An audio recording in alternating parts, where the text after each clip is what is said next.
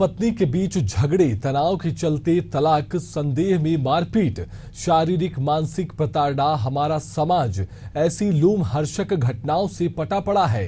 कई मर्तबे तनाव और झगड़े संगीन अपराध में तब्दील हो जाते हैं, जब आवेश में आकर इंसान अपने ही रिश्ते का खून कर देता है। हत्या जैसी संगीन वारदात का एक ऐसा ही किस्सा हमारी खास पेशकश पड़ताल का हिस्सा है, जिसमें पति ने पत्नी की बेरहमी से हत्या कर दी। फिर अपने गुनाहों को छिपाने के लिए उसने लाश के टुकड़ों में काट दिया और उन टुकड़ों को दफन करने के लिए सही ठिकाना नहीं मिलने की वजह से घर पर ही पानी की टंकी में छिपा दिया। आइए हम आपको इस पूरी वारदात के हर एक पहलू से रूबरू कराते हैं। नमस्कार, मैं हूं सिद्धांत और स्वागत है आपका हमारी खास पेशकश पड़ताल में। बात तकरीबन 1.25 साल पहले की है, जब बिलासपुर जिले की उसलापुर पुलिस ने नकली नोट छपाई के मामले में एक संदेही युवक पवन सिंह ठाकुर के घर पर दबिश दी। दरअसल पुलिस नकली नोट मामले की तलाश में पवन के घर पर पहुंची थी, पर तलाशी के दौरान पुलिस की आंखें तब फटी रह गई जब पानी की टंकी के भीतर से एक महिला की लाश टुकड़ों में कटी हुई मिली। पुलिस के लिए भी यह मामला उतना ही चौंकाने वाला था जितना किसी और के लिए हो सकता है। वहीं नकली नोट के मामले को किनारा करते हुए जब पुलिस ने पवन ठाकुर से पूछताछ शुरू की तो मामला और भी गंभीर नजर आया। मामले को लेकर जो खुलासा हुआ उस पर एक रिपोर्ट।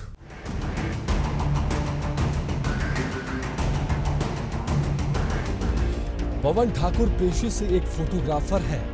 सती साहू से उसका प्रेम प्रसंग चलता है, लेकिन शादी के लिए घर वालों की रजामंदी नहीं मिलती। दोनों परिवार वालों की रजामंदी के खिलाफ जाकर एक होने का फैसला लेते हैं और भागकर शादी कर लेते हैं। उनकी शादी को घर वाले स्वीकार नहीं करते। नतीजन पवन अपनी प्रेमिका से पत्नी बन चुकी सती साहू को लेकर उसलापुर थाने क्षेत्र में एक किराए के मकान में रहने लगता है। प्रेम विवाह के बाद वे अपनी जिंदगी को सामान्य करते हुए गुजर बसर करते हैं। इस तरह से वैवाहिक जिंदगी के 10 बरस गुजर जाते हैं। शादी के इन 10 सालों के बीच पवन और सती के 2 लड़कों का जन्म होता है। इसके बाद परिवार वालों से मुलाकात का दौर शुरू हो जाता है, लेकिन पवन के दिमाग में क्या खिचड़ी पक रही होती है, इसका अंदाजा ना तो उसकी पत्नी सती को लग पाता है, ना ही बच्चों को कुछ खबर रहती है और ना ही उसके माता पिता को किसी तरह की भनक लगती है। दरअसल पवन के कदम गुनाहों की दलदल में पड़ चुके थे। उसे पैसे कमाने की भूख शुरू हो गई थी, जिसके लिए उसने गुनाह का सहारा लेना शुरू कर दिया था। पेशे से फोटोग्राफर पवन जल्दी पैसा कमाने के लिए नकली नोट छापने पर विचार करता है। छपाई के लिए तरीकों की जानकारी जुटाता है। इस दौरान वह नकली नोट छपाई की ट्रेनिंग भी लेता है। फिर नकली नोटों की छपाई के संसाधनों को जुटाकर वह अपने किराए के मकान में ही जालसाजी के कारोबार को शुरू कर देता है। पत्नी और बच्चे इस बात से अनजान होते हैं। उन्हें लगता है कि पवन अपने काम में व्यस्त है। उसे ज्यादा काम मिलने लगा है, जिसकी वजह से उसकी व्यस्तता बढ़ गई है और वह परिवार पर ध्यान नहीं दे पा रहा है। पर हकीकत यह थी कि वह गुनाह के दलदल में धंसता जा रहा था। कहा जाता है कि गुनहगार कितना भी शातिर क्यों ना हो, उसके गुनाह निशान छोड़ जाते हैं। पवन के साथ भी यही हुआ। पवन की पत्नी सती को उसके काले कारोबार की भनक लग जाती है। पत्नी होने के नाते सती पवन को समझाने का प्रयास करती है। यहाँ से पवन और सती के बीच गाहे बगाहे झगड़ा होने लगता है। पवन नकली नोटों के कारोबार से बाहर नहीं आना चाहता। सती उसे अपने और बच्चों के भविष्य की दुहाई देकर रोकना चाहती थी, पर जल्द अमीर बनने की चाहत में पवन नकली नोटों के कारोबार को बंद नहीं करता, बल्कि वह ज्यादा संख्या में नकली नोट छापता है। फिर उसे बाजार में खपाने की जुगत में लग जाता है।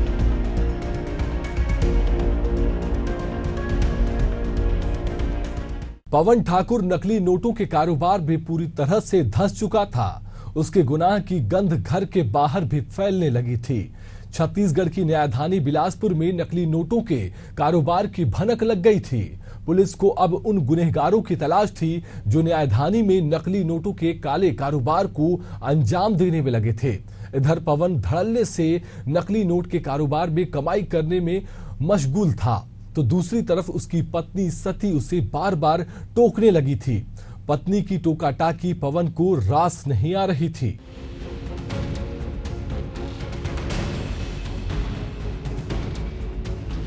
वैवाहिक रिश्ते में पति और पत्नी के बीच बेहतर तालमेल हो तो जीवन सुखद हो जाता है, लेकिन सामंजस्य बिगड़ते ही तनाव और फिर घरेलू हिंसा का दौर शुरू हो जाता है। ऐसा ही हाल पवन और सती का भी होने लगा था।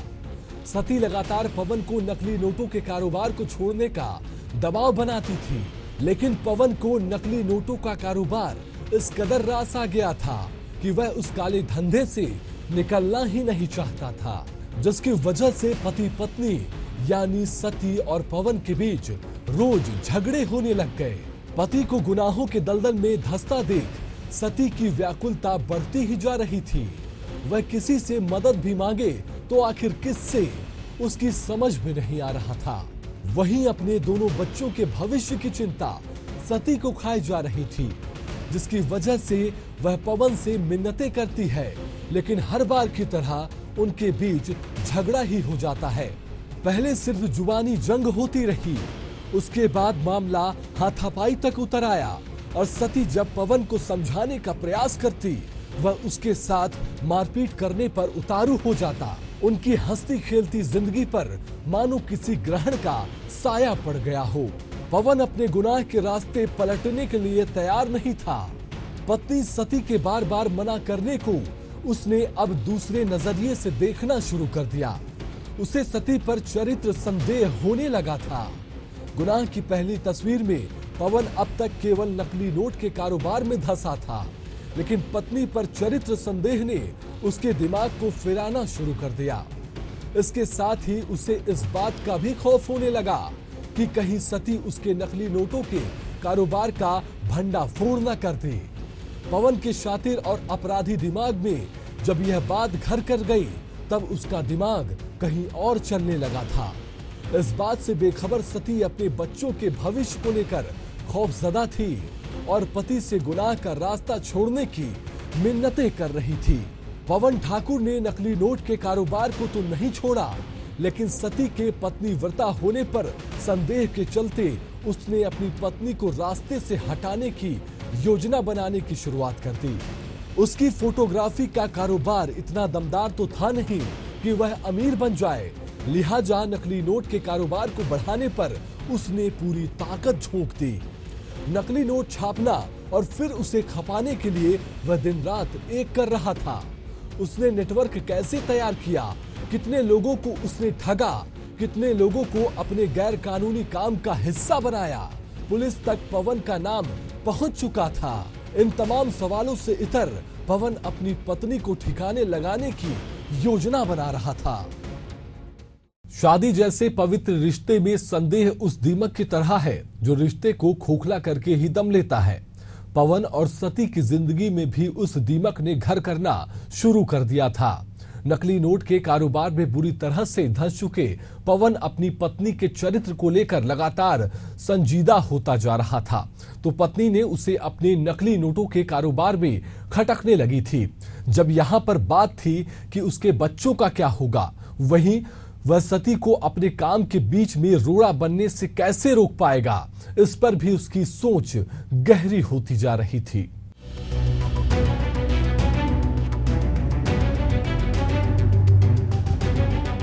हर इंसान की चाहत होती है कि उसके पास पैसों की कभी कमी ना हो, उसकी आवक लगातार बढ़ती ही जाए, जिसके लिए लोग जी तोड़ मेहनत भी करते हैं और अपने भाग्य को भी आजमाते हैं।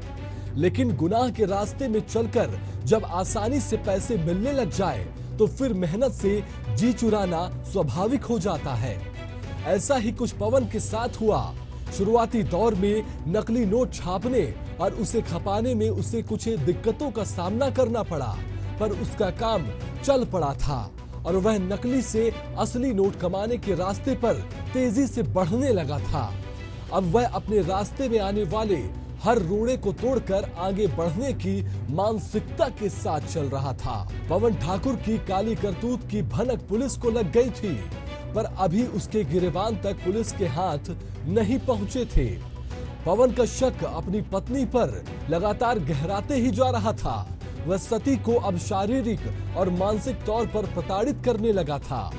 फिर भी सती सब कुछ सहन कर रही थी, क्योंकि उसे अपने दोनों बेटों की चिंता सता रही थी। लेकिन पवन को शायद इस बात से किसी तरह का इत्तेफाक नहीं था। सीधे मायने में कहा जाए तो पवन अब एक प्रेमी और पति से वहशी होने लगा था। गुनाह के दलदल में धंस चुके पवन की तलाश पुलिस ने शुरू कर दी थी। इधर पवन सती को रास्ते से हटाने के लिए इंतजाम करने में जुट गया था। उसने योजना बनाई और उस पर अमल करने की तैयारी करने लगा। पवन ने अपने दिमाग में चल रही योजना किसी को नहीं बताई, लेकिन अपनी योजना को फलीभूत करने और खुद को बचाने के लिए जो संभव हो सकता था, उसकी पूरी रूपरेखा तैयार कर लिया था। पवन के दिमाग में जो कुछ चल रहा था, उसकी पत्नी उन बातों को शायद कभी सोच भी नहीं सकती थी। आखिरकार पवन ने अपनी योजना के मुताबिक सती को रास्ते से हटा ही दिया। इसके तत्काल बाद उसने अपने दोनों बेटों को अपने माता पिता के पास तखतपुर में छोड़ दिया। घर वालों के पूछने पर सती के किसी के साथ भाग जाने की बात कह दी। अब वह घर पर अकेला था। मोहल्ले या जान पहचान वाले सती के बारे में पूछते तो उसके किसी और के साथ भाग जाने की बात ही कहता। इस तरह से करीब 2 माह बीत गए, लेकिन उसने पुलिस में सती की गुमशुदगी दर्ज नहीं कराई।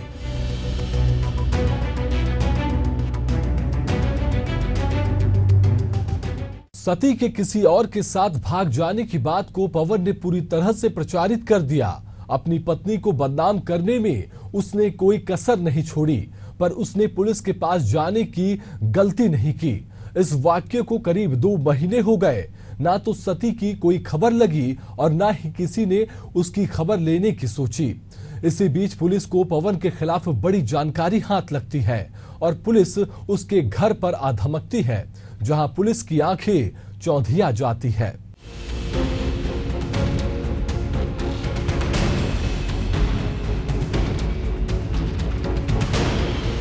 सती को रास्ते से हटाने के बाद पवन अपनी दोनों बेटों के साथ उदास चेहरा लेकर अपने माता पिता के पास तखतपुर पहुंचता है।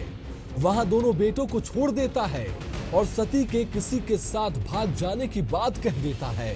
बेटी की उदासी देखकर उसके माता पिता ज्यादा सवाल जवाब नहीं करते और पवन वापस उसलापुर चला आता है। मोहल्ले में भी वह अपने चेहरे पर उदासी का नकाब ओढ़े घूमता और किसी के पूछने पर सती के भाग जाने की बात कह देता। यहाँ तक कि जब सती के परिजनों ने अपनी बेटी के बारे में पूछा तो उन्हें भी सती के भाग जाने की कथा सुना दी। इस तरह से सती को गायब हुए तकरीबन 2 माह बीत गए, लेकिन सती के बारे में किसी तरह की सही जानकारी सामने नहीं आई। हर किसी को विश्वास हो गया कि सती सही में किसी के साथ भाग गई है। कहा जाता है कि हर गुनाह अपने पीछे निशान छोड़ जाता है। अब बारी थी पुलिस के चंगुल में पवन के फंसने की। आखिरकार पुलिस सती के गायब होने के 2 महीने के बाद पवन के घर धमक जाती है। पवन के घर पर अचानक पुलिस को देखकर आसपास के लोग भी सकते में आ जाते हैं।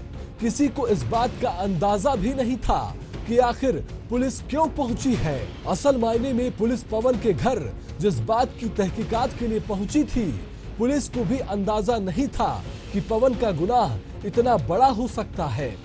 पुलिस को पवन के नकली नोटों के काले कारनामों की जानकारी मिली थी और पुख्ता सबूत जुटाने उसके घर दबिश दी गई, जहां पर पवन नकली नोट छापने का काम करता था। पुलिस को नकली नोट छापने के साधन मिल गए जब पुलिस ने उसके घर की छानबीन शुरू की। इसी बीच पुलिस के हाथ ऐसी चीज आ गई जिससे पुलिस के होश भी कुछ देर के लिए फाख्ता हो गए। पुलिस घर की तहकीकात करते हुए छत पर पहुंची। छत पर रखे पानी की टंकी से दुर्गंध उठ रही थी। पुलिस ने टंकी के भीतर झांका तो भीतर फोम और पॉलीथीन में लिपटा भारी सामान नजर आया। जब उसे बाहर निकाला गया, उस पैकेट को पूरी तरह से खोला गया, उसके बाद का जो नजारा था, उसे देखने के बाद मजबूत दिल वाला भी शायद खुद को ना संभाल पाए। तहकीकात के लिए पहुंची उसलापुर पुलिस की स्थिति भी कुछ ऐसी ही थी। Bureau report, Asian news. वक्त आ चुका था सारी हकीकतों से पर्दा उठने का, पवन ठाकुर के गुनाहों की सच्चाई सामने आने का। दरअसल सती किसी के साथ भागी नहीं थी, बल्कि पवन ने उसका बेरहमी से कत्ल कर दिया था। अपने गुनाह को छिपाने के लिए उसने सती की लाश के 6 टुकड़े कर दिए। उन टुकड़ों को फोम और पॉलीथीन में पैक कर उसे पानी की टंकी में डाल दिया। 2 महीनों तक किसी को भनक भी नहीं पड़ी कि जिस सती को किसी और के साथ भागने की बात करते हुए बदनाम किया जा रहा है, असल में अपने बेरहम पति के हाथों उसका कत्ल हो चुका है। आखिरकार पवन ने अपने गुनाहों को कबूल कर लिया और अब सलाखों के पीछे सजा काट रहा है। फिलहाल के लिए पड़ताल में इतना ही। देश और दुनिया की अन्य खबरों के लिए बने रहिए एशियन न्यूज के साथ। नमस्कार।